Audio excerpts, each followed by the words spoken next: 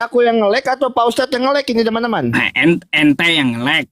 Aku yang nge-lag ya, aku yang nge-lag ya. Oke, nggak apa-apa, Oh. lanjut aja, lanjut. Aman, udah aman. Ini suaranya ada gitu, Roh Kudusnya ada, jasadnya nggak ada, kenapa? Iya, Pak Ustadz, suaranya ada, jasadnya nggak balik, ada. aku lagi balik kamera dulu sebentar. Hmm. Sebentar. Ah. Teman-teman, dikencengin tap-tap layarnya teman-teman. Lagi dipinjam Yesus. Oke. Ya, nanti sama Bang Oki kan kita paling sejam atau Sejam paling aja. lama 2 jam kan kayak gitu biasanya kalau PK tuh ya kawan-kawan. Nah nanti teman-teman yang menyaksikan diskusi saya dengan Bang Oki itu bisa Anda membahas kembali dengan saya mengulas kembali ya kawan-kawan Kristen. Silakan aja langsung meminta multi di tempat saya tuh cuma satu yang saya minta, buka kamera. Takut kali Bang Oki buka kamera Kristen nih. Harusnya. Jadi sebenarnya buka kamera itu mencegah kita dari hujatan. Jadi kita itu terbatasi. Ya kalau memang kita memang nggak menghujat, ngapain kita takut open cam? Harusnya kan begitu. Ya Pak Ustadz ya, benar nggak? Benar nggak, Pak Ustadz? Itu tujuannya. Salah terus mereka nih. Ayo teman-teman, diambil menang dulu teman-teman, match pertamanya teman-teman. Habis itu nggak apa-apa kalah guys. Nah, Saya tebak nih Bang Oki ngerokok kali nih. ya soalnya gini Pak Ustadz, aku kalau langsung baca Alkitab itu aku nggak pernah ngerokok Pak Ustadz. Itu aku menghargai diskusi agama itu. Makanya aku minta kita istirahat dulu. Nggak mungkin kan aku sambil baca ayat Alkitab sambil ngerokok gitu, nggak mungkin. Gitu. Oh. Mana ya, dalilnya disuruh Yesus nggak ngerokok? Apa? Yesus ada nggak nyuruh ngerokok? Tempat Pak Ustadz memang ada disuruh ngerokok. Kalau di tempat saya rokok itu ada hukum tersendiri. Ada. Iya, ada hukum tersendiri kalau di Islam. Tapi ada satu video yang viral Pak Ustadz tentang rokok itu Pak Ustadz. Nantilah kita bahas itu kapan-kapan lah ya. Itu. Ada video yang viral. Sebentar aku tutup ini dulu. Tutup pintu dulu. Ya teman-teman, dikencengin dulu tap-tap layarnya teman-teman. Boleh dijadikan 100k guys. Tap-tap layarnya guys. 100 kayak saya baru 74 nih. Betul Tapi juga. penonton Pak Ustadz kan banyak. Pak Ustadz. Enggak kayak dulu, Bang. Kalau dulu kan puluhan ribu. Kalau sekarang nih paling nggak sampai. Sekarang saran saya kan aku lihat nih Pak Ustadz ngedrop juga penontonnya nih, diistirahatkan dulu aja akun utamanya, fokus pakai akun lain dulu aja. Buat apa? Dulu kan diistirahatkan itu buat apa tujuannya? Memulihkan algoritmanya Pak Ustadz. Oh gitu? Iya, aku istirahat. Kata siapa kayak gitu? Apa? Lo buktinya kata siapa kayak gitu? Ya kata aku udah nyoba. Makanya sekarang aku live pakai akun kedua terus. Itu. Kata aku katanya. kirain ada rekomendasi dari TikTok kah gitu. Kata aku. Enggak. Rupanya parah kali Bang. Kata aku. Nanti bohong aku kalau bilang rekomendasi dari TikTok. Itu. Ayo, silakan Pak Ustadz duluan biar aku tahu temanya mau kemana. Silakan. Baik.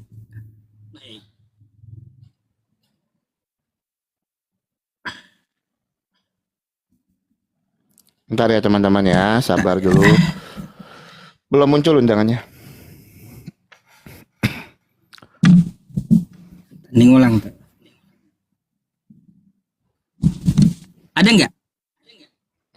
Oke, udah ada. Silakan Pak Ustadz. Oke, assalamualaikum warahmatullahi wabarakatuh ya teman-teman semuanya. Sebenarnya pada malam hari ini ya dengan Bang Oki itu tidak ada janji sebelumnya. Biasanya kan kita mengadakan janji dulu untuk diskusi, tapi malam hari ini cuma dadakan. Makanya temanya pun bebas, nabi palsu kata Bang Oki, kan kayak gitu.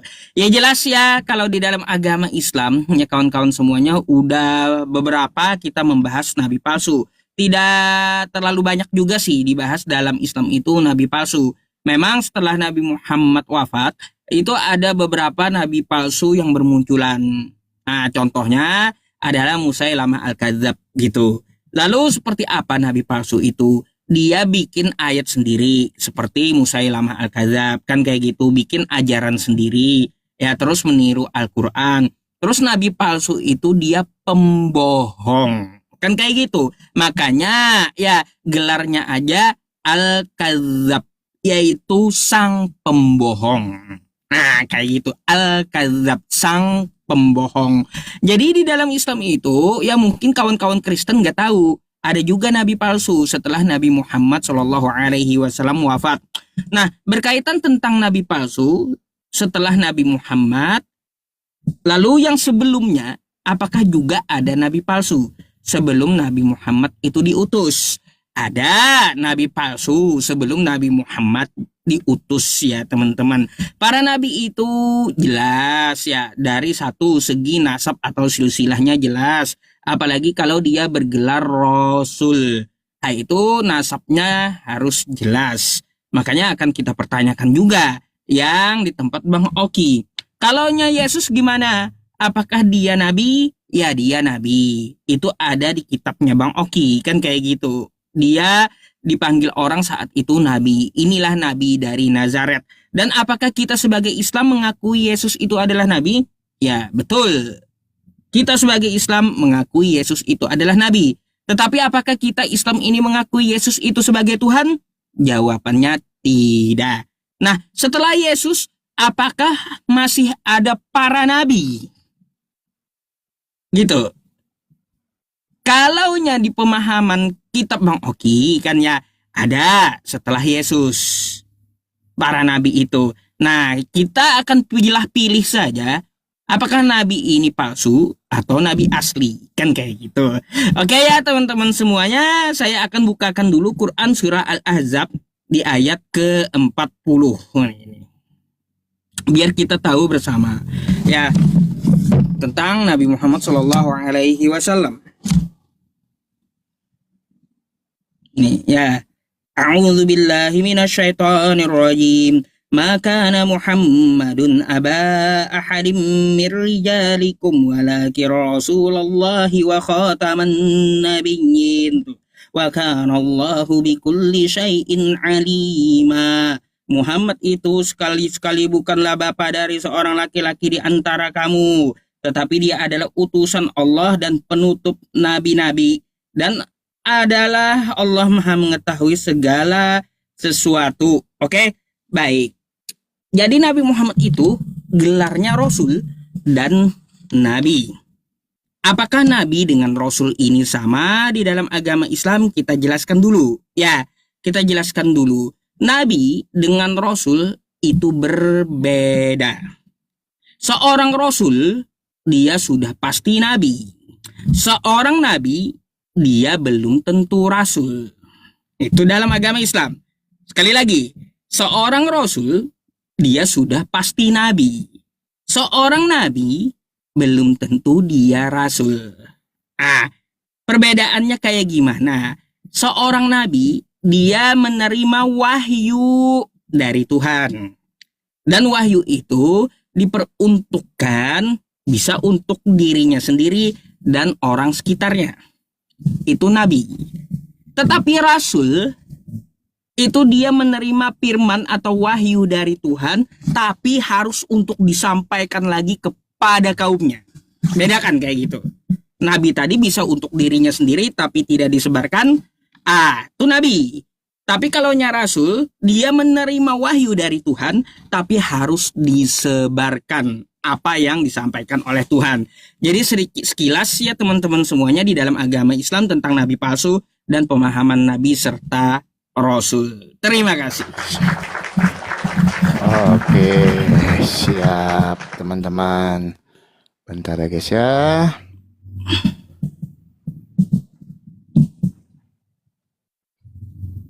Bentar dulu. Saya mute ya Bang Oki ya. Boleh.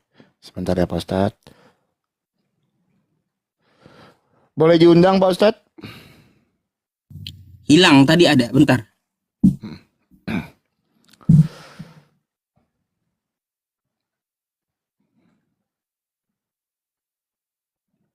Oke, sebentar. Ya, shalom teman-teman semua yang dikasihi Tuhan kita Yesus Kristus. Selamat malam, Tuhan Yesus memberkati kita semua. Dikencengin dulu teman-teman, tap-tap layarnya, diposting-posting ulang dulu, biar roomnya aman, roomnya tidak gampang rungkat ya teman-teman ya. Tema yang kita sepakati pada malam ini adalah ciri-ciri nabi palsu. Tema kita adalah nabi palsu di dalam Islam dan di dalam Kristen. Ya, berbicara tentang nabi palsu, Alkitab itu sudah menjelaskannya secara detail dan secara terperinci. Misalnya kalau kita lihat di dalam 2 Petrus pasal 2, 2 Petrus pasal 2 ayat 1 sampai ayat yang ketiga. Saya bacakan ya teman-teman ya. Sebagaimana nabi-nabi palsu dahulu tampil di tengah-tengah umat Allah, demikian pula di antara kamu akan ada guru-guru palsu. Mereka akan memasukkan pengajaran-pengajaran sesat yang membinasakan. Bahkan mereka akan menyangkal penguasa yang telah menebus mereka. Jadi kalau ada orang-orang yang menyangkal Tuhan Yesus itu sudah mati di kayu salib untuk memulihkan hubungan manusia dengan Allah, untuk menghapus kutuk dosa, itu adalah nabi-nabi dan guru palsu. Saya berbicara konteks di dalam Alkitab. Terus kita lanjutkan, dan dengan jalan demikian segera mendatangkan kebinasaan atas diri mereka. Ayat yang kedua teman-teman, banyak orang-orang akan mengikuti cara hidup mereka yang dikuasai hawa nafsu, dan karena mereka jalan kebenaran akan dihujat. Ya, nah ciri-ciri nabi-nabi dan guru palsu ini teman-teman, yang kedua, dia akan hidup berdasarkan hawa nafsunya. Kalau kita berbicara tentang orang Kristen, apakah orang Kristen itu hidup berdasarkan hawa nafsunya? Jelas enggak. Alkitab jelas mengatakan, pada hari kebangkitan orang tidak kawin dan dikawinkan, melainkan hidup seperti malaikat di surga. Apa yang dipersatukan oleh Allah tidak boleh diceraikan oleh manusia. Menikah lebih dari satu itu nggak boleh di dalam iman Kristen. Jadi orang Kristen itu tidak hidup berdasarkan hawa nafsunya. Terus teman-teman yang ketiga, dan karena mereka jalan kebenaran akan dihujat. Siapa? Orang yang menolak Tuhan Yesus itu adalah jalan dan kebenaran dan hidup. Di dalam Yohanes pasal 14 ayat yang ke-6. Itu adalah ciri-ciri nabi dan guru palsu. Poin keempat. Ayat yang ketiga. Dan karena serakahnya guru-guru palsu itu akan berusaha mencari untung dari kamu dengan apa? Dengan cerita-cerita isapan jempol. Yang dimaksud cerita-cerita isapan jempol itu teman-teman adalah cerita-cerita yang tidak bisa dibuktikan melalui sejarah. Ya, tidak bisa dibuktikan melalui fakta sejarah yang ada. Itu ciri-ciri ajaran nabi-nabi dan guru palsu. Nah, kalau kita lihat di Ulangan pasal 13 ayat yang pertama sampai ayat yang kelima. Makasih teman-teman ya. Oke. Apabila di tengah-tengahmu muncul seorang nabi atau seorang pemimpi dan ia memberitahukan kepadamu suatu tanda atau mujizat, dan apabila tanda atau mujizat yang dikatakan kepadamu itu terjadi dan ia membujuk, mari kita mengikuti Allah lain yang tidak kita kenal dan mari kita berbakti kepadanya. Jadi ciri-ciri nabi palsu yang berikutnya, dia adalah seorang pemimpi dan mengajarkan kita untuk menyembah ilah-ilah lain yang tidak kita kenal. Itu sudah komplit sekali ya. Ayat-ayat Alkitab tentang ciri-ciri nabi dan guru palsu. Yang pertama, dia akan menolak Tuhan Yesus sebagai jalan dan kebenaran dan hidup. Yang kedua, akan hidup berdasarkan hawa nafsunya. Yang ketiga, karena serakahnya akan memasukkan cerita-cerita isapan jempol. Yang keempat, nabi palsu itu adalah seorang pemimpi. Nah, tadi ada narasi Pak Ustadz Yusuf PI yang menarik. Apakah Islam mengaku Yesus itu sebagai nabi? Ya, betul, kata Pak Ustadz Yusuf PI. Agama Islam mengimani Yesus itu sebagai nabi. Mari nanti kita kulik sedikit demi sedikit ya teman-teman ya. Apakah pernyataan Pak Ustadz Yusuf PI atau statement Pak Ustadz Yusuf PI ini bisa dipertanggungjawabkan menggunakan data dan dalil yang ada. Teman-teman Kristen, kencangin tap-tap layarnya, posting-posting ulang, share-share ulang dulu biar roomnya aman, roomnya nggak gampang rungkat. Silakan Pak Ustadz. Yang kirim undangan Pak Ustadz aja ya. Ya. Penting bukan racun saya kirim ke Kalteng tuh. Bahaya kalau mati diracun Pak Ustadz. Ada nggak? Oke. Baik ya, setelah mendengar cerita dari Bang Oki ya, ada beberapa hal yang perlu kita tanggapi dulu ya. Kita tidak mengakui, kita mengakui Bang Oki, Yesus itu adalah jalan kebenaran dan hidup untuk Bani Israel. Mana ada umat Islam yang menyangka? Yang kagak benar itu, kata Bang Oki, kan dia mengada-ada tahayul. Itu kan nabi palsu. Nah, adakah Yesus mengatakan dia adalah jalan untuk seluruh manusia? Atau untuk seluruh Kristen? Kan kayak gitu. Paling Anda bawa ayat, ya jadikanlah seluruh bangsa muridku. Ya bangsa muridnya juga Israel. Gitu. Terus di situ dikatakan bangsa murid, jadi murid bukan jadi penyembah. Jadi kalau ada yang menyuruh menyembah Yesus, dia adalah nabi palsu. Nah, gitu. Itu satu ya Bang Oki. Terus nabi palsu ini kan dia tuh harus jelas gitu. Para nabi itu silsilahnya sudah saya bilang di awal tadi. Nah begini Bang Oki, agar Bang Oki itu tidak menyangkali bahwa Paulus itu nabi, saya akan katakan dulu satu ayat kepada Anda. Silakan Anda ya membuka Kisah Para Rasul 13 nomor 1 ya. Paulus itu nabi. Nih ya, Kisah Para Rasul 13 nomor 1. Pada waktu itu dalam jemaat di Antioquia ada beberapa nabi dan pengajar. Ya kan ada nih ya, 2 jabatan yang diemban. Siapa aja dia? Yaitu Barnabas, Simeon, Lukius, dan Menahem, serta Paulus. Saulus ngaku nabi. Kalau dia ngaku nabi, maka nabi ini harus jelas gitu orang tuanya, kan gitu. Orang tuanya harus jelas. Sekarang saya mau tanya dulu, ya. Coba Anda jelaskan orang tua Paulus sampai suku Benjamin ke atas. Oke? Itu satu. Kalaunya kagak ada, jelas sudah nabi palsunya. Kan contoh Nabi Muhammad, ya Nabi Muhammad dia silsilah nasabnya ke atas ke Abraham bisa tuh ada rinciannya kan gitu. Muhammad bin Abdullah bin Abdul Muthalib kan kayak gitu. Ada sampai Ibrahim. Nah, coba saya nggak minta Paulus tuh sampai ke Ibrahim. Coba jelaskan sama saya silsilah Paulus atau nasab Paulus dari orang tuanya sampai Benjamin saja, ya. Itu dulu. Kalau kagak ada, udah nggak cukup itu gitu argumentasi saya untuk membuktikan Paulus itu nabi palsu. Oke. Terus kalau kita melihat nabi palsu ini kan udah dikatakan oleh Petrus, kata Bang Oki tadi. Nah, mari kita baca ya. Mari kita baca dulu ya Petrusnya yang dibawa oleh Bang Oki. 2 Petrus 2 nomor 1. Ya, sebagaimana nabi-nabi palsu dahulu tampil di tengah umat Allah.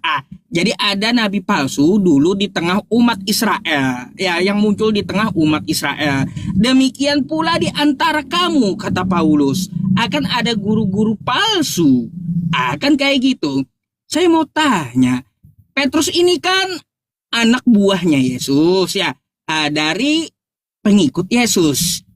Kata Petrus ya, di antara kamu, di antara murid-murid Yesus ini akan muncul ya nabi dan guru palsu ini ya. Saya mau tanya, siapa yang muncul nabi palsu atau guru palsu ini di tengah murid-muridnya Yesus? Udah 2 pertanyaan saya. Nah tuh Bang Oki, dijawab dulu lah 2 itu. Masih banyak yang harus saya bahas. Belum lagi ajaran dustanya. 2 dulu, karena tadi Bang Oki kan banyak penjelasannya tuh.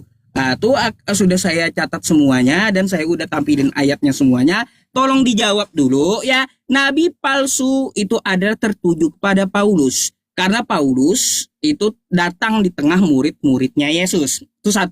sesuai dengan Petrus. Yang kedua, Paulus itu ngaku nabi di Kisah Para Rasul 13 tadi. Nah, kalau udah nabi atau rasul ya, maka silsilahnya harus jelas. Saya meminta kepada Bang Oki, kalau Paulus ini nabi atau rasul yang asli, coba jelaskan. Orang tua Paulus sampai ke Benjamin saja terima gaji. Siap teman-teman. Oke ya, sabar ya guys ya. Silakan Pak Ustadz. Tar. Ya. Udah ada kan teman-teman, dipencet? Belum muncul tempat saya. Belum. Pak Ustadz aja yang kirim. Aku agak susah. Makanya saya kirimin dulu. Teman-teman dikencengin tap-tap layarnya guys, di posting-posting ulang. Oke, kita langsung jawab pertanyaan dari Pak Ustadz Yusuf PI ya teman-teman ya. Pak Ustadz Yusuf PI ingin membuktikan kalau Paulus itu adalah seorang nabi dengan membawa Kisah Para Rasul pasal 13 ayat yang pertama. Aku bacakan ya. Pada waktu itu dalam jemaat di Antioquia ada beberapa nabi dan pengajar. Ingat di situ dikatakan nabi dan pengajar, yaitu Barnabas dan Simeon yang disebut Niger, dan Lukius orang Kirene, dan Manahem yang diasuh bersama dengan raja wilayah Herodes dan Saulus. Pak Ustadz, di situ ada nabi dan pengajar. Rasul Paulus itu adalah seorang pengajar. Tidak pernah Paulus itu dikatakan nabi. Saya analogikan begini. Presiden Prabowo mengutus 5 orang anggota TNI dan Polri pergi ke Papua. Apakah 5 orang ini TNI semua? Apakah 5 orang ini Polri semua? Jelas enggak. Dari ke-5 orang ini, sebagian ada yang TNI, sebagian ada yang Polri. Sesederhana itu memahaminya Pak Ustadz. Dan Pak Ustadz mau bertanya dengan siapapun, orang Kristen tidak pernah mengatakan Paulus itu adalah nabi. Tetapi Paulus itu adalah seorang rasul. Itu yang pertama. Pertanyaan yang pertama. Terus yang kedua, kita buka di dalam 2 Petrus pasal 2. Ya, kita langsung jawab semua ya teman-teman ya. 2 Petrus pasal 2 ayat yang pertama. Sebagaimana nabi-nabi palsu dahulu tampil di tengah-tengah umat Allah, demikian pula di antara kamu akan ada. Wah, ini bahasa Indonesia aja Pak Ustadz ini harus belajar lagi nih Pak Ustadz. Ya, kutunjukkan ayatnya. Di sini akan ada Pak Ustadz, tertulisnya sebentar ya teman-teman ya. Sebentar, aku agak susah balik kamera ini, sebentar. Ntar dulu, oke. Nih, kutunjukkan datanya. Sebagaimana nabi-nabi palsu dahulu tampil di tengah-tengah umat Allah, demikian pula di antara kamu akan ada Pak Ustadz. Bukan pada saat itu. Ini permasalahan yang sederhana ini teman-teman. Kurang bisa memahami ayat Alkitab aja. Ini masalah yang sederhana sebenarnya guys ya. Itu. Oke. Itu yang kedua. Yang ketiga Pak Ustadz. Ketika Pak Ustadz meminta Paulus ini garis keturunannya mana sih Pak Ustadz?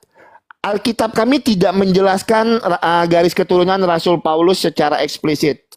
Tetapi itu tidak mengartikan kalau Rasul Paulus itu adalah rasul palsu. Ya. Tapi kalau memang ya itu adalah standarisasi Pak Ustadz. Di dalam surat Yasin ayat ke-14 di situ ada ketiga rasul yang diutus Pak Ustadz. Ya, ada 3 rasul yang diutus. Coba Pak Ustadz tunjukkan garis keturunan ketiga rasul itu.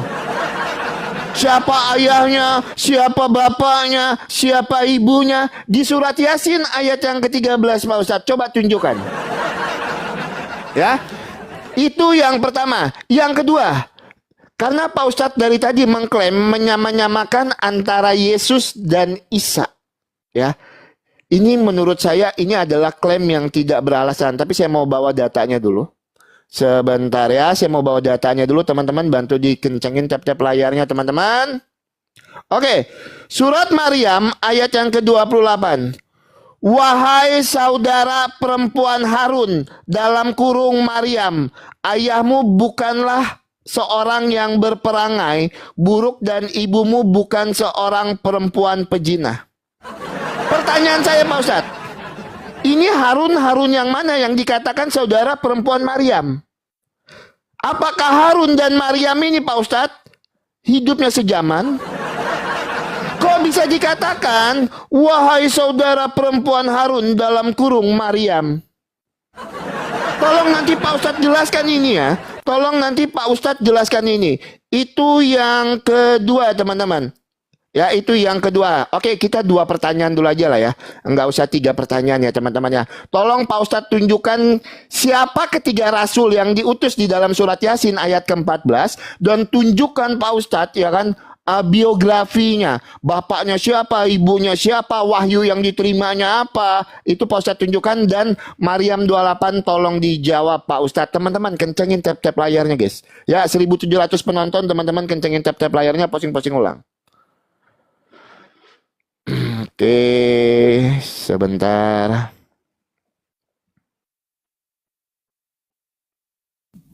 Sabar ya. Bukakan dulu.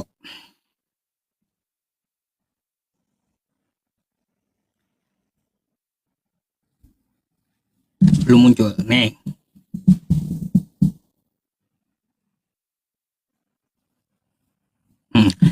Oke, ya. Sekarang kita akan jawab dulu ya. Dari apa yang dikatakan oleh Bang Oki. Sebenarnya Bang Oki ya banyak penafsiran-penafsiran surah Yasin ayat 13. Banyak juga yang mengatakan di situ tidak ada Paulus. Oke? Nah, itu salah satunya. Itu background Paulus aja yang kita ambil ya. Pembahasan itu udah sejak dulu. Yang membawa Paulus itu adalah doib. Pendapatnya doib lemah tidak bersana. Jadi surah Yasin ayat ke-13 itu ya bukanlah Paulus yang dimaksud nih. Udah nih saya bukakan sama Bang Oki ya. Anda bisa buka di Google aja deh, banyak juga nih ya. Nih ada ya Bang Oki, nanti kamu buka aja di sini ya. Nih ada literasinya. Nanti kau tanya pula di mana webnya. Nah, buka aja sendiri gitu. Cuma aku langsung ringkaskan aja karena panjang kan kayak gitu penjelasannya. Sebutan nama Paulus ya dalam tafsir surat Yasin ayat ke-13 ya di kisah Ashabul Qaryah ya, penduduk suatu negeri, bersumber dari Israeliat atau sejarawan pada masa lalu seperti Ibnu Ishaq.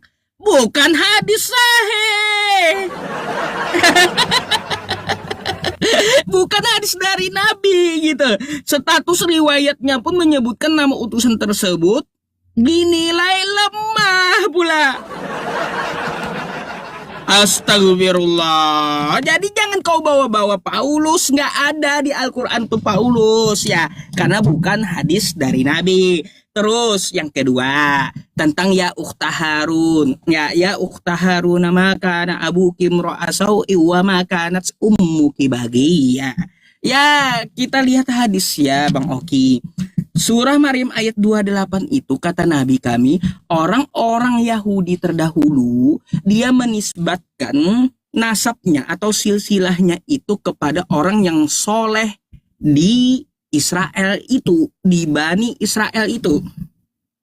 Contoh ya, kagak usah Harun itu Miriam itu juga ada anak dari Amran gitu.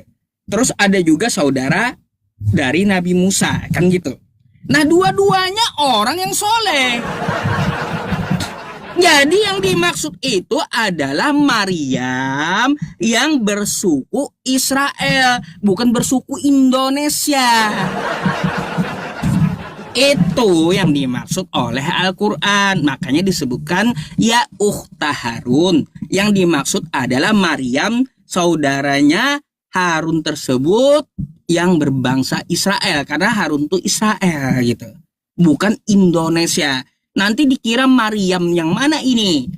Maryam kan banyak ada juga di luar Israel. Ya, itu satu. Itu hadis dari Nabi kami. Kalau Anda mau minta hadisnya bisa saya bukakan. Saya khusus jawab dulu gitu ya. Terus untuk berkaitan tentang masalah hal ini ya, Bang Oki coba kamu buka Matius 1 pasal 1 dulu gitu. Coba kita buka ya. Aku mau balik tanya sama Bang Oki kalau gitu. Bang Oki, saya mau tanya, silsilah Yesus Kristus, inilah silsilah Yesus Kristus, anak Daud, anak Abraham.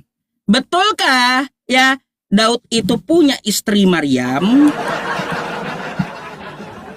Betulkah ya Daud itu punya anak namanya Yesus Kristus? Hah? Setahu saya Yesus itu anak Maryam. Dan setahu saya Maryam itu dia tidak punya suami. Dan ya disuamikan oleh Bible Yusuf katanya suaminya. Adakah Maryam suaminya Daud? Coba kau jelaskan ini. Kenapa Yesus anak Daud? Yesus tuh anak Maryam. Jauh kali Yesus dengan Daud nih ribuan tahun. Coba tolong kasih saya literasi atau dalil ya. Istri Daud tuh bernama Maryam. Dan anak Daud tuh bernama Yesus Kristus. Itu dulu. Ya literasinya dari mana? Jauh kali gitu. Ya jauh kali. Gak usah ya heran ya ukhta Harun. Hai saudara perempuan Harun. Gak heran gitu. Gak heran saya. Karena yang dimaksud sesama Bani Israel. Dan orang yang alim gitu. Nah ini Yesus anak Daud nih, kapan Daud nih punya anak namanya Yesus? Coba jelaskan sama saya. Ya, gitu. Oke. Ya teman-teman dikencengin guys tap-tap layarnya guys. Dikencengin tap-tap layarnya guys. Oke teman-teman sebentar ya. Kita langsung jawab ya teman-teman ya. Sebentar, waktunya belum mulai, teman-teman. Oke, siap, guys. Tahan dulu. Oke, teman-teman, kita langsung jawab ya. Matius pasal 1 ayat yang pertama. Inilah silsilah Yesus Kristus, anak Daud dan anak Abraham. Pak Ustadz, kata anak di sini tidak bisa Pak Ustadz maknai dalam makna yang harafiah, tidak di dalam makna yang sebenarnya berarti anak hubungan biologis begitu. Bukan seperti itu Pak Ustadz. Dikatakan di sini anak Daud dan anak Abraham itu kenapa? Karena kalau kita lihat Yesus disebut anak Daud itu Pak Ustadz secara garis keturunan, secara kemanusiaan ia berasal dari Daud melalui siapa? Melalui Yusuf. Itu loh Pak Ustadz. Terus ketika Pak Ustadz bertanya kenapa Tuhan Yesus disebut anak Abraham? Abraham itu kan tokoh awal dalam perjanjian besar yang diadakan dengan Allah Pak Ustadz. Jadi kata anak di sini bukan dalam makna yang harafiah. Oh berarti anak hubungan biologis. Enggak seperti itu Pak Ustadz Yusuf P.I. Ya, teman-teman saya sudah jawab semua. Oke. Sebentar. Aku balik dulu kamera aku ya teman-temannya. Ini agak ngelek-ngelek soalnya. Sebentar, aku balik dulu. Oke. Pak Ustadz. Dua pertanyaan saya sama Pak Ustadz Yusuf PI. Pak Ustadz Yusuf PI nggak nyambung semua Pak Ustadz jawabnya Pak Ustadz. Aku nanyanya apa? Pak Ustadz jawabnya apa? Benar? Kok Pak Ustadz ketika aku tanya surat Yasin ayat 14 buru-buru mengambil kesimpulan. Oke, Bang Oki, surat Yasin ayat 14 di situ tidak berbicara tentang Paulus. Yang ngomong Paulus juga siapa? Yang saya tanya Pak Ustadz, di dalam surat Yasin ayat ke-14 di situ kan ada tiga rasul yang diutus. Nah, saya minta silsilahnya itu. Siapa tiga rasul yang diutus ini dan silsilahnya mana? Kenapa buru-buru lari ke Paulus? Aku nggak bawa itu Pak Ustadz.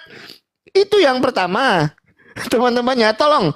Aku nggak bertanya tentang Pak Ustadz kenapa di surat Yasin ayat 14 di dalam tafsir Ibnu Katsir itu tertulis Paulus. Enggak. Saya nggak bertanya itu. Ketika Pak Ustadz tadi meminta siapa ayahnya Paulus, makanya saya minta juga Pak Ustadz. Tiga rasul yang diutus di dalam surat Yasin ayat 14, tolong berikan kepada saya biografinya. Siapa bapaknya, siapa ibunya, dan siapa nama-nama rasul yang diutus di situ Pak Ustadz. Itu yang kedua teman-teman. Yang ketiga, ketika aku bawa teman-teman di dalam Maryam 28. Wahai saudara perempuan Harun, Maryam, ayahmu bukan seorang berperangai buruk dan ibumu bukan seorang perempuan zina. Pak Ustadz menjawab, jawabannya aku catat. Dua-duanya itu orang saleh. Aku nggak bertanya, Harun sama Maryam ini orang saleh apa bukan? Aku nggak bertanya itu, Pak Ustadz. Yang aku tanya, kenapa di dalam Maryam 28 di situ dikatakan Harun itu saudara perempuan Maryam? Apakah mereka hidup sejaman atau tidak? Itu. Ya, tapi kalau Pak Ustadz menjelaskan karena kedua-duanya orang saleh, ya udah aja, saya juga nggak mau terima. Sekarang saya akan maju ke pertanyaan saya berikutnya. Nah, ini Pak Ustadznya harus pegangan ini. Ya, Pak Ustadz kan dari tadi menyamakan nih Pak Ustadz antara Nabi Isa dan Tuhan Yesus. Oke. Tuhan Yesus hidupnya saya bisa buktikan di abad keberapa, pada masa pemerintahan siapa, zaman siapa. Aku bisa buktikan itu. Bahkan ada catatan sejarah yang menuliskan tentang Tuhan Yesus, Pak Ustadz. Ya. Pertanyaan saya, ketika Pak Ustadz menyamakan kalau Tuhan Yesus dan Isa itu adalah sama, ketika Pak Ustadz mengatakan apakah Islam mengakui Yesus sebagai nabi? Iya betul, Yesus mengakui Isa sebagai nabi, Yesus sebagai nabi. Islam mengakui Yesus sebagai nabi. Pertanyaan saya, ya, saya yakin Pak Ustadz ini mulai panik ini, ya. Tapi nggak apa-apa Pak Ustadz. Kalau memang nggak ada datanya, ya saya juga nggak mau paksa, ya kan? Tunjukkan sejarah Isa yang ada di dalam An-Nisa 157. Wama kotaluhu, wama solabuhu. Ia tidak diserupakan. Ia tidak disalibkan, melainkan diserupakan. Hidupnya di abad keberapa? Pada masa pemerintahan siapa? Pakai literasi Islam, bukan Quran. Silakan. Oke. Kita akan cari satu-satu ya. Sebenarnya banyak melenceng pertanyaan Bang Oki, tapi nggak apa-apa, dengan judul kita banyak melenceng. Saya akan jawab sedikit demi sedikit ya, apa yang dikatakan oleh Bang Oki dulu gitu ya. Baik. Kalau kita jawab semuanya nanti kita nggak sempat bertanya, teman-teman. Jadi satu-satu. Baik. Kata Bang Oki ketika menjelaskan Matius 1 pasal 1, Daud tuh tokoh, Abraham tuh tokoh, ya sama. Ukhta Harun tuh tokoh. Gimana sih? Oh, standar ganda kau. Di situ Daud tuh tokoh, Abraham tuh tokoh, bapak para nabi. Ya Maryam, ukhta Harun tuh tokoh. Gimana sih? Gak sejaman lah Maryam dengan Harun. Karena Harun tuh tokoh di zaman Nabi Musa katamu. Kan gitu. Aduh, di zaman Nabi Musa. Ya, tidak sejaman katamu. Terus, jangan standar ganda. Ya, jadi gak ada datanya Yesus tuh anak Daud. Gak ada. Karena tidak sejaman gitulah. Salah tuh, revisi dulu kitabmu. Nanti Matius 1 pasal 1. Yesus tuh anak Maria, bukan anak Daud. Macam mana kau? Terus yang kedua, di situ jangan langsung buru-buru ke Paulus. Lah, kalau kita melihat Ashabal Qaryah itu dari Hawariyun 12 murid Nabi Isa, silsilahnya ada tuh di tempat ente semua.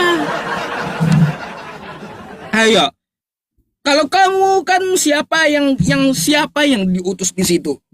Ini kan kita penyebutannya dalam bahasa istilah Islam kan gitu. Nih, kalaunya di sini ada Sadik, ada Saduk, ada Salom.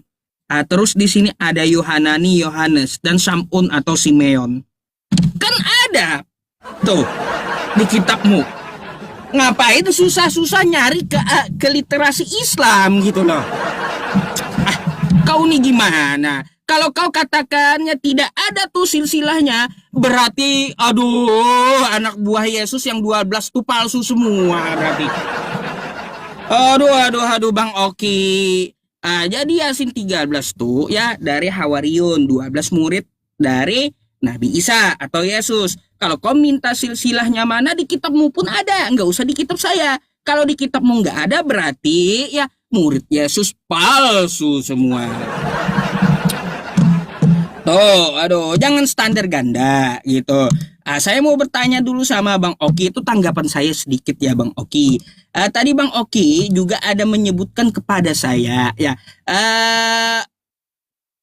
Nabi palsu itu dia halu kan kayak gitu, menceritakan dongeng. Nah gini, saya mau tanya dulu sama Bang Oki ya tentang si halu nih, si halu. Saya tanya dulu nih sama Bang Oki. Nih ya kita baca dulu Kisah Para Rasul 9 Bang Oki. Perhatikan pertanyaannya ya. Kisah Para Rasul 9 di ayat pertama nih. Ya, pertama saya ambil di ayat 4. Ia rebah ke tanah dan kedengaran oleh suatu suara yang berkata kepadanya, Saulus, Saulus, mengapa engkau menganiaya aku? Kan kayak gitu. Di sini dikatakan di ayat selanjutnya, siapakah engkau Tuhan? Kata Paulus. Lalu dijawab oleh cahaya itu, akulah Yesus yang kau aniaya itu. Saya mau tanya dulu ya, kapan Paulus menganiaya Yesus? Oke, itu satu. Pertanyaan yang kedua di ayat 7-nya nih, perhatikan Bang Oki. Maka termangu-mangulah teman-teman seperjalanannya, karena mereka memang mendengar suara itu, tetapi tidak melihat seorang pun juga. Teman-teman Paulus mendengar suara katanya ya. Nah sekarang kita ke Kisah Para Rasul 22 ya. Kisah Para Rasul 22 nomor 9. Dan mereka yang menyertai aku, kata Paulus, memang melihat cahaya itu, tetapi suaranya ya yang berkata kepadaku, mereka tidak dengar katanya. Ini mana yang betul nih ya Nabi halu, ya Nabi halu. Satu bilang tidak mereka dengar kata Nabi halu. Yang kedua ya mereka mendengar suara tuh. Jadi yang mana yang betul gitu loh. Dijawab ya Bang Oki. Silakan. Oke. Itu pertanyaannya ada dua. Silakan. Kapan Paulus menganiaya Yesus dan yang mana yang betul? Oke, Kisah Para silakan. Rasul 9 sama 22 tadi. Oke, mantap. Sebentar ya teman-teman ya. Belum muncul.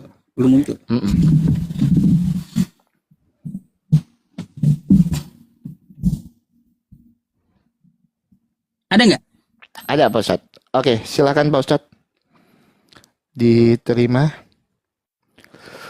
Oke, teman-teman, kita langsung tanggapi jawaban dari Pak Ustadz Yusuf PI ya. Kisah Para Rasul pasal 9 ayat yang kelima. Jawab Saulus, siapakah engkau Tuhan? Katanya, akulah Yesus yang kau aniaya itu. Di situ Pak Ustadz dikatakan, akulah Yesus yang kau aniaya itu. Karena apa? Murid-murid Tuhan Yesus sebelum Paulus bertobat, sebelum dia bertemu dengan Tuhan Yesus, kejadian ini kan konteksnya berbicara tentang Saulus ketika bertobat, dia mengenal Tuhan Yesus ya Pak Ustadz ya. Dia itu menganiaya pengikut-pengikut Kristus. Maka dikatakan di situ, akulah Yesus yang kau aniaya itu. Maksudnya seperti itu Pak Ustadz Yusuf PI. Terus ketika Pak Ustadz Yusuf PI membenturkan ketika Saulus bertobat dengan Kisah Para Rasul pasal 22 tadi, itu konteksnya berbeda. Pak Ustadz jangan comot satu ayat, Pak Ustadz benturkan dengan ayat yang lainnya. Ya Pak Ustadz Yusuf ya, sesimpel dan sesederhana itu memahaminya. Memang dari awal kelemahan diskusi ini teman-teman, kurang memahami bahasa Indonesia. Nah itu yang menjadi kelemahannya ya teman-teman ya. Itu yang kedua. Yang ketiga Pak Ustadz, Pak Ustadz tadi kan bawa data ini ya. Ketika saya bawa Maryam 28 itu ya, Pak Ustadz bawa data ini kan, yang Pak Ustadz bawa kan. Saya udah buka datanya nih. Tapi mohon maaf, Pak Ustadz enggak baca data ini sampai akhir. Sebentar ya teman-teman ya, aku tunjukkan dulu datanya. Bentar guys, Aku putar dulu kameraku ya, sabar. Oke, tapi Pak Ustadz sayangnya nggak baca data ini sampai habis. Sebagian ulama menjelaskan ini berarti Maryam memang berasal dari keturunan Nabi Harun dalam susunan kaum, suku, dan bangsa. Sementara pendapat menyatakan Harun adalah nama orang saleh atau pria sejaman. Makanya Pak Ustadz, kalau dikatakan pria sejaman di sini, Harun yang mana? Ini loh, ini kan Pak Ustadz nggak baca orang saleh atau pria sejaman. Apakah Harun dan Maryam hidupnya sejaman? Ini Pak Ustadz tolong ditanggapi dulu ini. Jangan Pak Ustadz baca dari awal tapi bawahnya Pak Ustadz nggak baca. Ya. Apakah Maryam dan Harun itu hidupnya sejaman Pak Ustadz? Itu yang kedua Pak Ustadz Yusuf PI. Yang ketiga teman-teman, sebentar ya. Bang Oki balikan dulu kameranya teman-teman sebentar. Bang Oki balikan dulu kameranya ya. Kok nggak? Nah ini dia. Masih banyak waktu kita ya teman-teman. Kalau habis kasih tahu ya Pak Ustadz waktunya ya kalau habis. Oke. Ketika saya bertanya, di dalam Yasin 14, siapa 3 orang rasul yang diutus? Pak Ustadz bilang, loh, di dalam Bible-mu kan ada. Katanya Alkitab sudah dipalsukan. Katanya Alkitab itu sudah tidak asli lagi. Tapi dipakai Alkitab untuk memperkuat data dan dalilnya. Nggak malu nih ya. Pakai barang palsu ya. Untuk memperkuat data dan dalil ya Pak Ustadz ya. Pak Ustadz, katanya Alkitab itu udah dipalsukan Pak Ustadz. Tapi dipakai juga untuk memperkuat data dan dalil. Itu yang ketiga. Pak Ustadz bawa 12 Hawariyun murid Nabi Isa. Saya tanya Pak Ustadz, Quran surat berapa, ayat keberapa, ketika Pak Ustadz bisa tahu, kenapa Pak Ustadz bisa tahu kalau Nabi Isa itu punya 12 Hawariyun? Quran surat berapa, ayat yang keberapa yang menjelaskan kalau Nabi Isa itu punya 12 Hawariyun. Jangan pakai Alkitab lagi nih ya. Nggak boleh pakai Alkitab nih ya. Kan Alkitab itu palsu katanya. Kan sudah dirubah katanya. Tapi dipakai untuk memperkuat data dan dalil. Sebenarnya yang standar ganda Pak Ustadz Yusuf PI. Yang ketiga. Yang keempat, Pak Ustadz Yusuf PI, tolong dijawab. Ya, Pak Ustadz minta biografinya Rasul Paulus. Saya minta Nabi Isa hidupnya di abad keberapa? Ketika Pak Ustadz menyamakan antara Nabi Isa dan Tuhan Yesus, karena ini ada 2 tokoh yang berbeda. Apakah ini tokoh yang sama atau yang satunya tokoh benar, yang satunya tokoh tidak benar? Tolong Pak Ustadz jawab ya. Nabi Isa yang ada di dalam An-Nisa 157, wama qataluhu wama sholabuhu. Ia tidak disalibkan melainkan diserupakan. Hidupnya di abad keberapa? Pada masa pemerintahan siapa? Saya minta pakai literasi Islam karena kalau saya minta dari Quran, teman-teman akan menjawab Quran itu bukan buku sejarah. Maka saya sadar diri, saya tahu diri. Saya nggak minta dari Quran. Ya, saya minta literasi Islam. Silakan Pak Ustadz. Waktunya udah habis belum Pak Ustadz? Nggak kelihatan soalnya. Udah, baru aja. Oke, siap. Guys, ini winnya nggak ada yang bisa ambil apa nih? 1,6 yang nonton, winnya nggak ada yang bisa ambil. Sakit sekali mata aku ini lihat 11-0 ini teman-teman. Ambil dulu winnya teman-teman. Sekali aja ambil dulu guys. Oke, silakan Pak Ustaz. Saya jawab dulu Hawariyun. Mana ayat Qurannya? Quran surah Al-Maidah ayat 111. Bacain. Nah, tuh terimalah.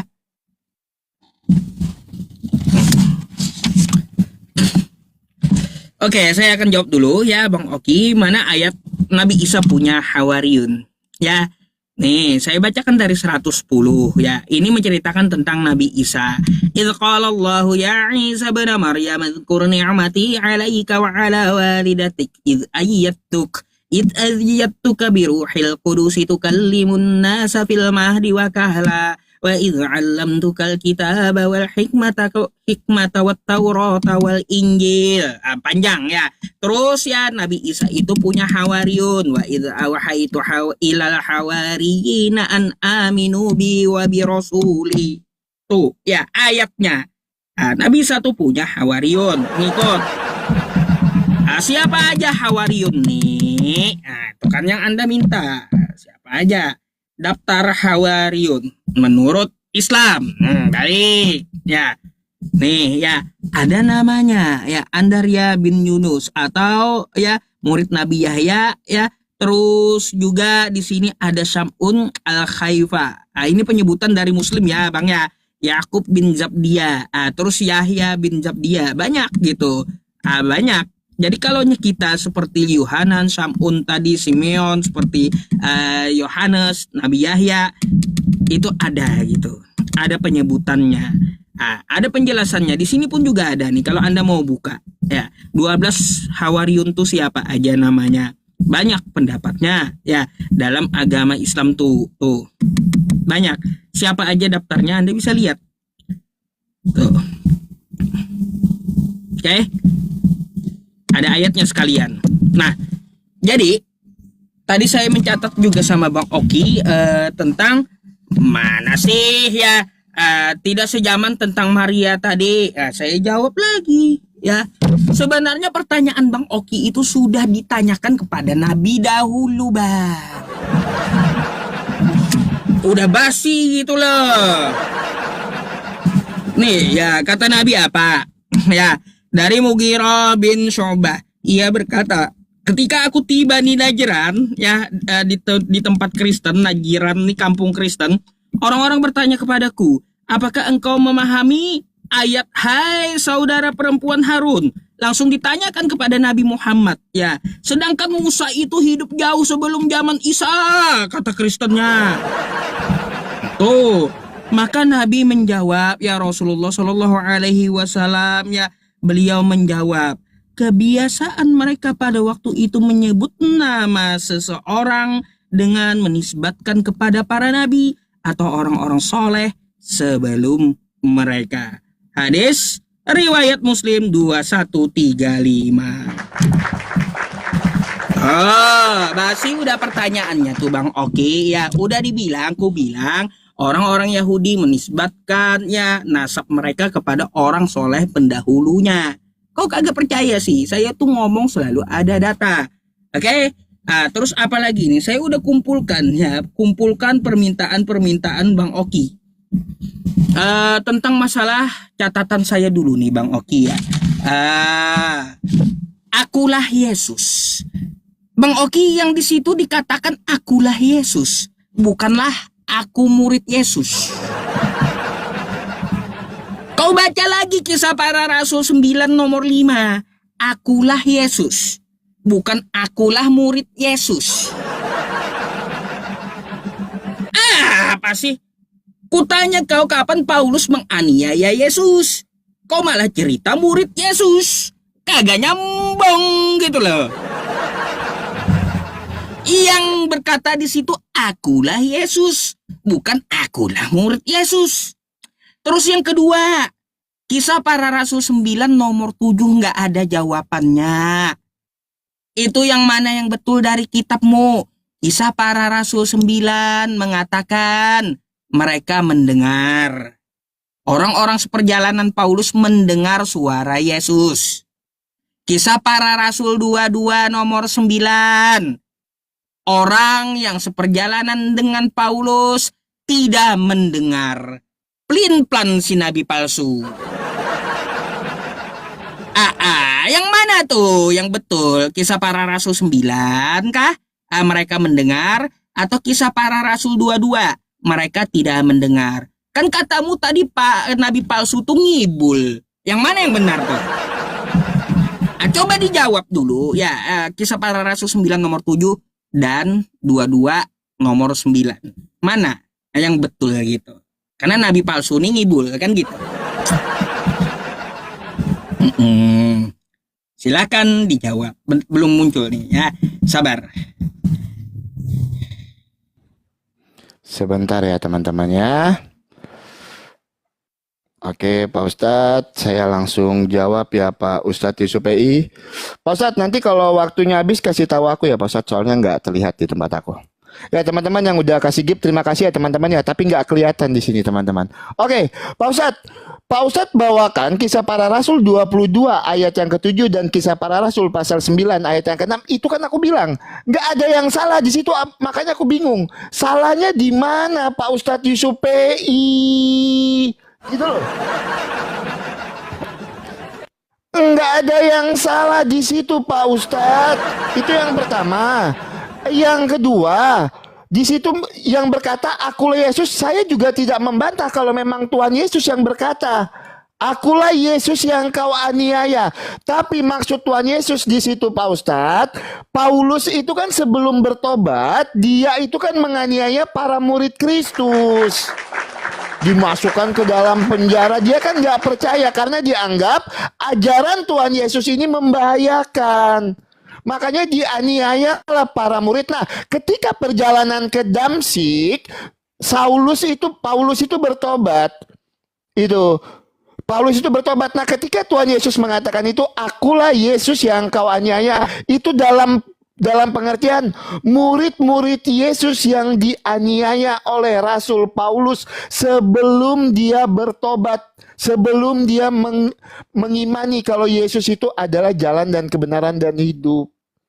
Seperti itu Pak Ustadz, bukan Tuhan Yesusnya yang dianiaya. Itu ya teman-teman ya. Itu yang kedua teman-teman. Aku sudah jawab dari tadi ya. Kalau Pak Ustadz nggak mau terima ya nggak apa-apa. Tetapi memang itu yang dipahami di dalam iman Kristen teman-teman. Oke, Pak Ustadz. Pak Ustadz bawakan Al-Maidah 111. Aku nggak mau terlalu memperumit pertanyaan ya teman-teman ya. Aku coba mau fokus di 2 pertanyaan. Gini, Pak Ustadz kan mengimani dan teman-teman dan ada para penafsir ya yang mengatakan kalau Isa itu punya 12 hawariyun. Nah, itu yang saya minta Pak Ustadz. Sumbernya dari mana orang-orang yang menuliskan kalau Isa ini punya 12? 12-nya ini dari mana? 12 hawariyun. Itu loh. Itu yang saya minta. Kok bisa tahu nama-nama hawariyunnya ini siapa saja? Quran surat berapa yang menjelaskan itu? Saya bukan bertanya apakah Isa itu punya hawariyun? Enggak, bukan itu pertanyaan saya. Yang jadi pertanyaan saya, kenapa kalian bisa mengatakan Isa itu punya 12 hawariyun? Nah, sumber rujukannya mana? Sumbernya mana? Yang mengatakan Isa ini punya 12 hawariyun dan namanya seperti yang Pak Ustadz sebutkan tadi. Mana Pak Ustadz? Ya, saya nggak bertanya apakah Isa punya murid atau enggak loh.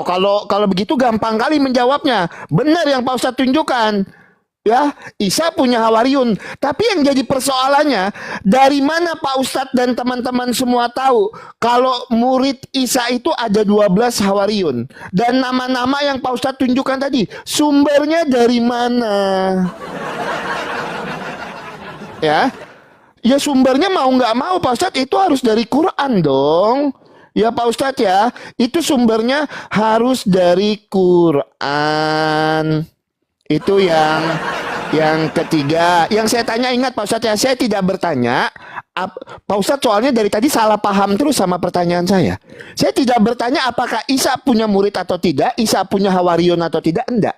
Yang saya tanya, dari mana kalian tahu kalau Isa itu punya 12 hawariyun? Itu yang saya tanyakan. Dari mana sumbernya bisa tahu nama-nama hawariyun itu, ke-12 hawariyun itu? Itu yang menjadi persoalan saya. Itu yang menjadi pertanyaan saya, Pak Ustadz Yusuf PI. Yang kedua, Pak Ustadz lagi-lagi teman-teman tidak menunjukkan. Ketika Pak Ustadz mengatakan Isa dan Yesus itu adalah sosok yang sama, tolong tunjukkan. Pakai literasi Islam Pak Ustadz. Hidupnya di abad keberapa? Pada masa pemerintahan siapa? Pak Ustadz Yusuf PI. Terus ketika Pak Ustadz dari tadi mengatakan Paulus itu nabi, dari awal saya sudah katakan Paulus itu bukan nabi, tetapi seorang rasul. Rasul dan nabi di dalam iman Kristen itu berbeda. Itu. Ya Pak Ustadz Yusuf PI, ya silakan Pak Ustadz tolong jawab. Oh ya, ini karena sebentar lagi Palangkaraya mati lampu Pak Ustadz, jadwalnya sama kayak di Palangkaraya. Takutnya nanti lagi asik-asik mati. Pak Ustadz satu kali lagi, aku 10 menit ya. Pak Ustadz closing statement. Baik. Oke.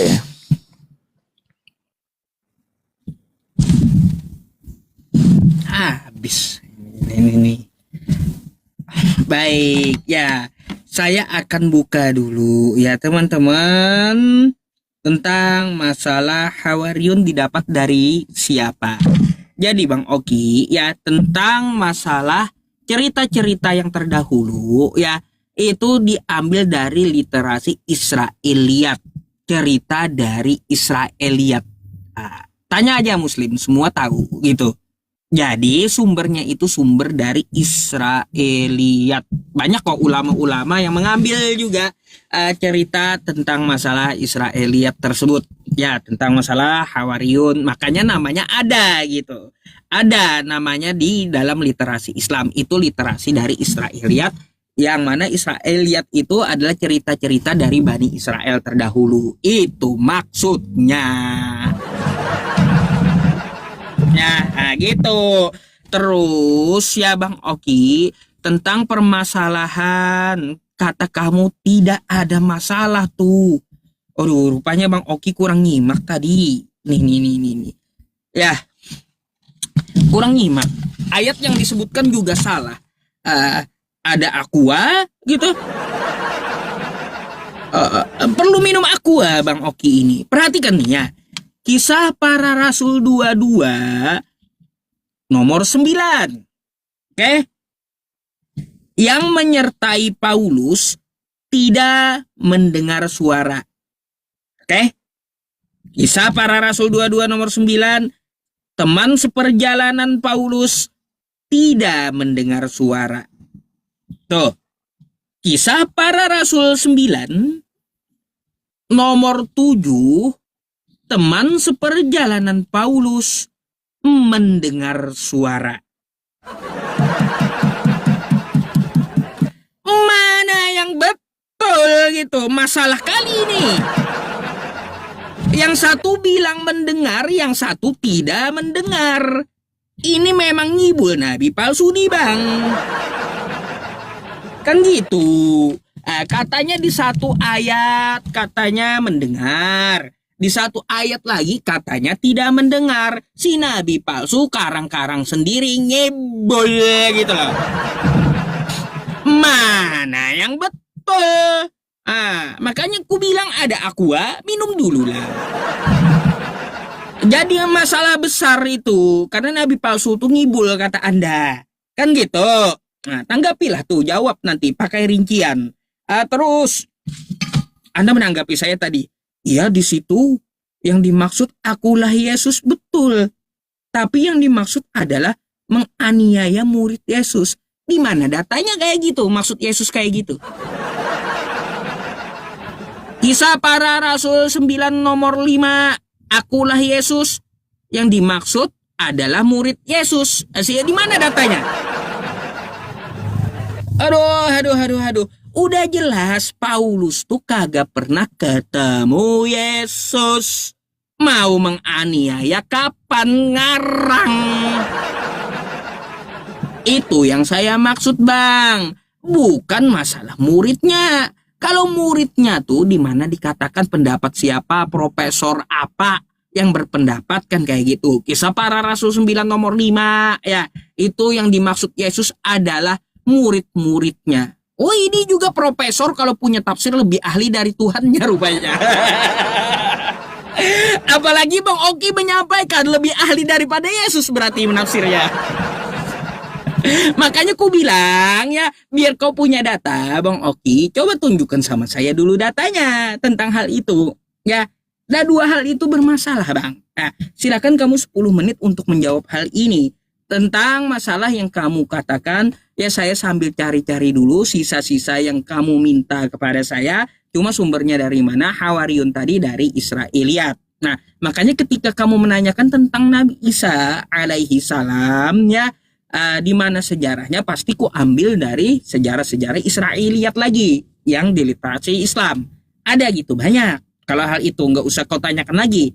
Jadi sejarahnya tuh Israiliyat, diambil dari situ. Terus apakah Yesus dengan Nabi Isa itu sama? Ya, pertama Bang Oki, di dunia ini hanya terjadi sekali seorang wanita melahirkan dari keperawanannya seorang anak laki-laki. Tidak terjadi 2 kali di dunia ini. Maka udah dapat dipastikan oknum tersebut sama. Gitu. Oke, Pak Ustadz, saya langsung jawab ya, teman-teman. Oke. Sebentar.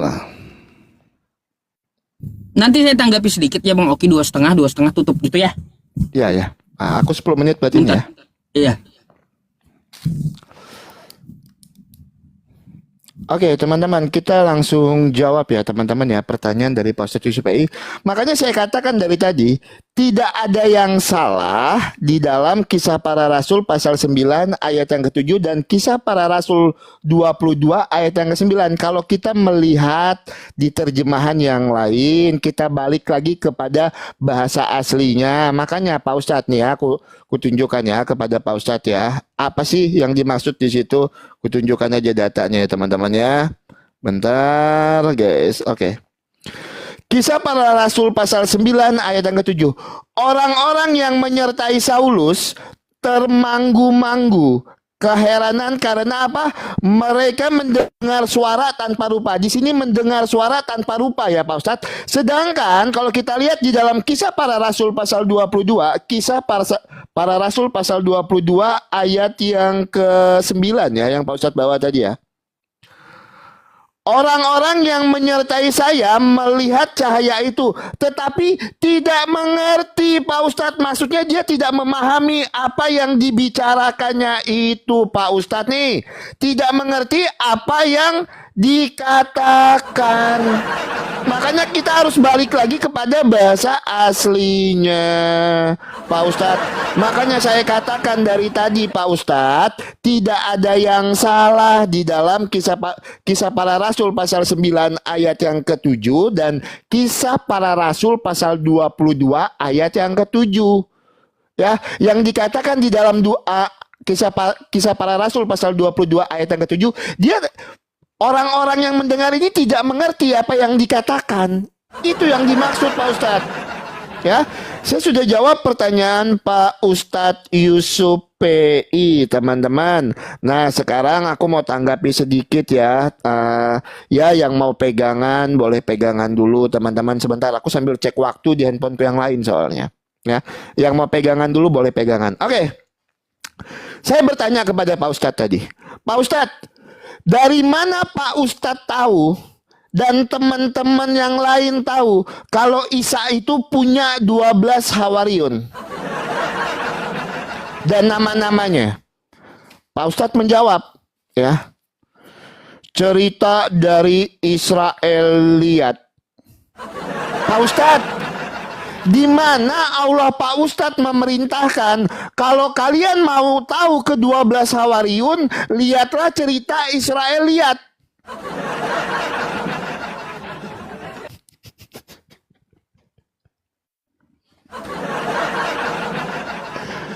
Cerita apa itu Pak Ustadz? Israiliyat itu Pak Ustadz. Ya, dari mana kalian bisa mengambil rujukan Pak Ustadz cerita tentang Isa ini? Lihatlah cerita Israiliyat. Coba aku minta, di Quran surat berapa? Quran surat berapa? Ayat keberapa yang mengatakan kalau kalian kebingungan, kalau kalian tidak tahu tentang ke-12 Hawariyun, murid dari Isa ini, 12 Hawariyun ini, lihatlah ceritanya di dalam Israiliyat. Pak Ustadz tadi kan ambil dari Bible, tapi sekarang Pak Ustadz udah nggak mau ambil dari Bible. Soalnya tadi kuledekin, cie ambil dari Bible nih tentang ke-12 murid Tuhan Yesus nih Pak Ustadz sekarang ambil dari cerita Israeliat. Itu gimana ini? Aku minta datanya lah Pak Ustadz ya. Apa yang menjadi dasar para ulama dan Pak Ustadz Yusuf PI bisa mengambil sebuah kesimpulan kalau ke-12 Hawariyun ini cerita yang benar itu ada di cerita Israeliat. Israeliat itu apa sih? Cerita kitab atau gimana sih? Aku minta tunjukkan Pak Ustadz ya. Aku minta tunjukkan Pak Ustadz ya. Data dan dalilnya mana sih Israeliat ini? Soalnya aku juga baru dengar ini. Ya, tentang Israeliat ini Pak Ustadz. Dan di mana perintah dari Allahnya Pak Ustadz yang mengatakan kalau memang mau tahu cerita tentang ke-12 Hawariyun, ambillah di dalam cerita Israeliat. Itu yang kedua. Yang ketiga Pak Ustadz Yusuf PI tidak menyenggol sama sekali. Pak Ustadz Yusuf PI mengklaim sama antara Isa dan Yesus. Tetapi Pak Ustadz Yusuf PI tidak sanggup menunjukkan literasi Islam. Isa itu hidupnya di abad keberapa, pada masa pemerintahan siapa. Nanti kalau mau ambil data, misalnya kan dulu ada gereja Isa Al-Masih. Saya bisa jelaskan itu. Kenapa dulu menggunakan Isa Al-Masih. Tetapi itu tidak menjadi rujukan yang akurat kalau misalnya Isa dan Yesus itu adalah tokoh yang sama. Karena setelah ini di 5 menit ini sedikit aku tambahkan perbedaan cerita antara Isa dan Yesus ya Pak Ustadz ya.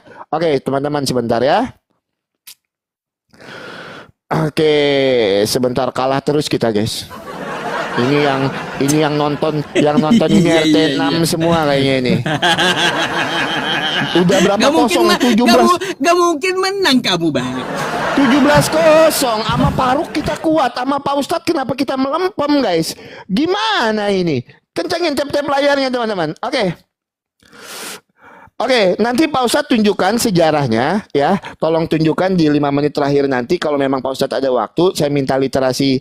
Saya nggak minta Quran ya Pak Ustadz ya. Saya nggak minta Quran dan hadis. Mungkin saya bilang saya tahu diri. Kalau saya minta dari Quran, Pak Ustadz akan menjawab. Pak Ustadz akan menjawab kalau Quran itu bukan buku sejarah.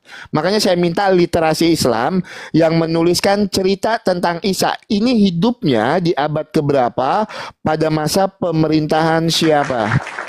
Ya, itu yang pertama. Yang kedua, seperti janji saya akan tunjukkan perbedaannya. An-Nisa 157 wama kotaluhu wama solabu, ia tidak disalibkan melainkan diserupakan. Matius pasal 27 ayat 27 sampai dengan ayat yang ke-31 Tuhan Yesus disalibkan. Ini adalah dua cerita yang berbeda. Isa lahir di bawah pohon kurma, Tuhan Yesus lahir di Migdal Eder. Ya, mujizat Tuhan Yesus membangkitkan orang mati, menyembuhkan orang buta. Mujizat Musa membuat burung dari tanah liat. Kalau kita lihat juga dari garis keturunannya, kita tarik garis keturunannya tadi, itu juga berbeda. Ya, jadi saya sudah tunjukkan 2 perbedaan. 3 perbedaan antara Isa dan Yesus. Nah, saya minta hal yang paling mendasarnya. Kalau memang Isa ini adalah Yesus dan itu diimani oleh saudara-saudara kita dari Muslim, tolong tunjukkan kepada saya di 5 menit terakhir nanti, mungkin waktu Pak Ustadz yang terakhir, Isa itu hidupnya di abad keberapa, pada masa pemerintahan siapa. Oke, teman-teman, ini waktu kita closing statement ya teman-teman ya. Kita tidak akan menyeberang lagi. Ya, yang pertama saya mau katakan teman-teman, sebelum saya closing statement, Alkitab kita sempurna. Alkitab kita sanggup menjawab setiap pertanyaan orang-orang tentang kekristenan, bahkan tentang iman lain, dijawab menggunakan Alkitab. Berbanggalah kita sebagai orang Kristen, berbanggalah kita sebagai pengikut Kristus. Ya teman-teman ya. Nah, berbicara tentang nabi palsu, berulang kali saya katakan, Rasul Paulus itu bukan seorang nabi. Terkait dengan Kisah para Rasul pasal 13 ayat yang pertama, di situ kan ada beberapa nabi dan beberapa pengajar.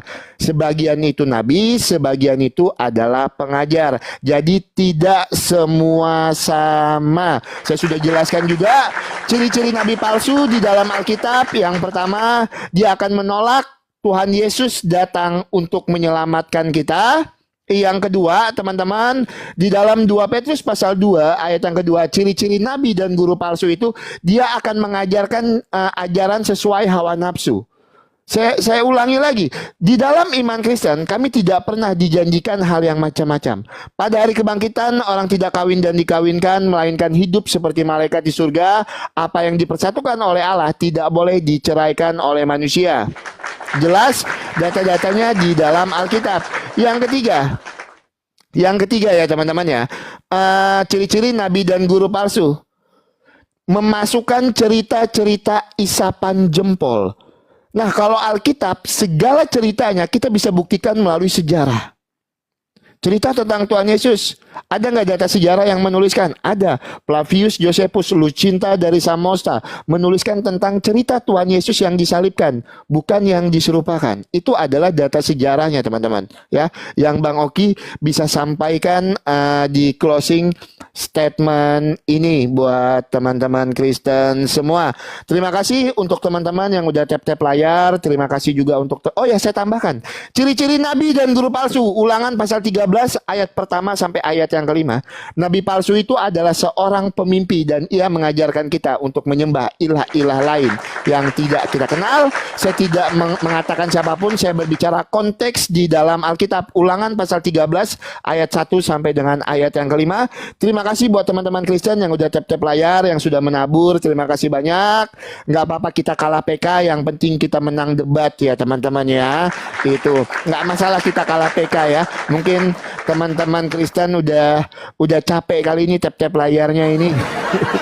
Oke, Pak Ustadz Yusuf EI juga terima kasih untuk diskusinya. Mohon maaf kalau ada kata-kata saya yang salah, ada narasi-narasi saya yang membuat Pak Ustadz Yusuf EI sakit hati, tidak lebih dan tidak kurang. Ini cuman sekedar apa ya?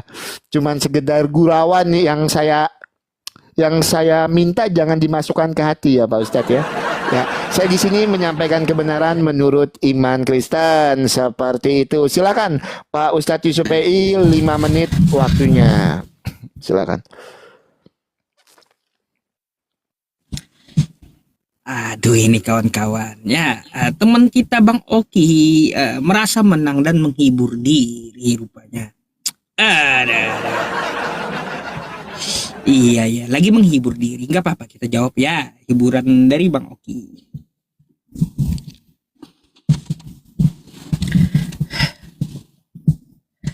Oke, saya akan tanggapi 2,5 menit ya tentang masalah apa itu ya cerita Israeliat, kapan Nabi Isa itu hidup ya. Karena waktunya 2,5 menit ya, saya hanya tunjukkan literasi-literasi yang dapat Anda buka nanti sebagai rujukan. Yang pertama, kamu bisa buka di Bincang Syariah ya, tentang masalah singkat Nabi Isa. Dari yang lain-lain aja ya, di sini bisa kita lihat Nabi Isa itu dilahirkan kapan? Kelahirannya ada dari Kaisar Romawi yaitu zaman Herodes ya, dari Gubernur Pontius Pilatus. Di abad pertama jadi kayak gitu. Kamu bisa buka, ada nih literasinya disediakan. Ada wiki, ada Bincang Syariah, kan maunya Islam ya sudah buka aja di situ. Terus apa itu? Lah tentang masalah kata Bang Oki cerita Israeliat, saya nih juga baru dengar. Ada kajiannya Bang Oki. Ya, mengupas Israeliat dalam tafsir Quran. Oke? Kamu bisa baca tuh ya. Ini repo.unisyuhada.ac.id. Ada kajiannya. Jadi Israeliat itu cerita yang di dalam Al-Qur'an ya, di dalam Al-Qur'an Bang Oki menceritakan tentang Bani Israel atau Nabi Isa. Maka para pentafsir itu mengambil dari garis ceritanya Bani Israel, itu yang dinamakan tafsir Israeliat. Lalu di mana kita disuruh untuk mengikuti tafsir tersebut? Ayatnya Quran mana? Quran surah An-Nisa ayat 59. Ya ayyuhalladzina amanu atiiullaha wa atiiur rasul wa ulil amri minkum. Kita disuruh mengikuti para ulama yang memegang kekuasaan di antaramu. Ulama ya mereka meneliti sesuai keilmuan mereka tentang masalah cerita Nabi Isa maupun Israel, maka ada tafsir Israeliat yang juga kita dapat ambil sebagai bahan rujukan. Tuh dalilnya. Terus Bang Oki tadi, Bang Oki ini kenapa saya agak heran aja lari ke teks asli bukan terjemahan gitu. Tanggapan saya 2,5 menit dikit lagi tuh. Kan di sini ya kita melihat mendengar ya, mendengar tidak mereka dengar ya teman-teman bahasanya akuo kan gitu. Tidak ini ya o also gitu. Kalau bahasa aslinya dari Greek o dia o akuo. Ini kisah para rasul 22 nomor 9. Lalu Bang Oki di sini pakai di kisah para rasul 9 ini pakai teks asli pula. Di sini teksnya aja udah berbeda. Di sini mendengar. Tuh akuo. Memang ini ya akuo men akuo. Men akuo tuh ya men akuo fu. Beda bahasa. Sangat bermasalah itu Bang Oki. Harus kamu cari tahu ya karena kontradiksi itu kitabmu. Gitu. Mana yang betul? Satu bilang tidak mendengar, satu bilang dia mendengar. Ini bertabrakan gitu lah. Gitu ya. Itu hanya sedikit kajian untuk Bang Oki masalah ya ngibulnya nabi palsu. Jadi kayak gitu. Janganlah imani saja, dicarilah ya dicari. Jadi ya teman-teman semuanya nabi palsu itu memang ngibul kan. Sepakat saya dengan Bang Oki gitu, memang ngibul dia. Makanya ketika ya Nabi Muhammad menyampaikan Al-Quran, Al-Quran itu tidak pernah kontradiksi. Ketika nabi lain yang katanya nabi ya tapi palsu menyampaikan kitab yang dia karang, itu tabrakan gitu. Jadi perlu kita pikir di situ ya, Nabi Muhammad tidak pernah ya menceritakan menjabarkan Quran itu Quran tabrakan. Gitu nggak pernah. Sejalan gitu, sejalur. Jadi hanya itu ya Bang Oki, diskusi kita kali ini semoga menjadi pelajaran untuk kita semua, edukasi. Kita bukan saling untuk menghina tapi saling berbagi ilmu, saling berbagi data ya. Ya untuk masalah jawaban itu bisa teman-teman menilai ya dari para penonton kan kayak gitu. Gak perlu saya klaim saya menang karena memang diskusi itu kita tidak cari menang kalah. Kalau Anda mau cari menang, silahkan saya akui. Sebelum debat pun Anda yang menang, kan gitu. Gak tahu dah menang ototnya atau apa. Kan kayak gitu. Oke Bang Oki, nanti bisa kita kembali atur. Dan mohon maaf atas segala mungkin kekurangan atau ya kosakata yang menyinggung. Oke Bang Oki, selamat malam. Selamat malam Pak Ustadz Yusuf PI. Selamat malam. Sama. Oke. Nanti kita atur lagi Bang ya. Oke, siap Pak Ustadz. Izin putuskan ya Pak Ustadz ya. Putus dulu Oke. ya. Selamat Oke, silakan malam. Pak Ustadz. Selamat malam. Pede kali Bang Oki. Ada menampar kali. Closingnya 5 menit aja sih saya teman-teman. Dia 10 sih. Bisa ngabisin sampai 10 dia. Kalau saya kan terbatas gitu waktunya. Sekarang mari saya menerima kawan Kristen yang ingin berdiskusi dengan saya, baik tentang masalah dengan Oki tadi atau hal lainnya. Boleh, ya boleh. Kita akan kembali tanya jawab. Sekarang masih gantung tentang masalah kisah nabi palsu yang bikin kitab tabrakan, kan gitu. Itu yang masih gitu, yang masih perlu kita kaji. Ya, gak mungkin ya seorang nabi itu kalau dia mendapat wahyu dari Tuhan, wahyu yang dia sampaikan itu tabrakan wahyunya, gak mungkin gitu ya. Oke, dan syaratnya open cap.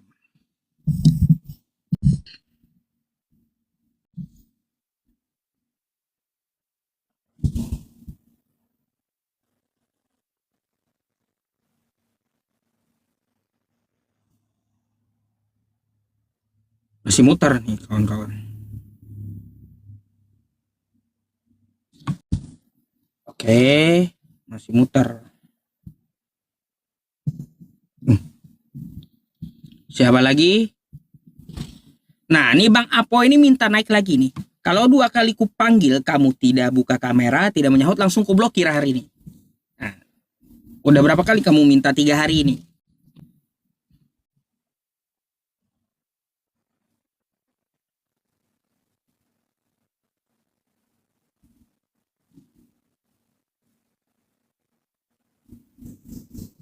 Sabar ya. Sabar. Kamera ya.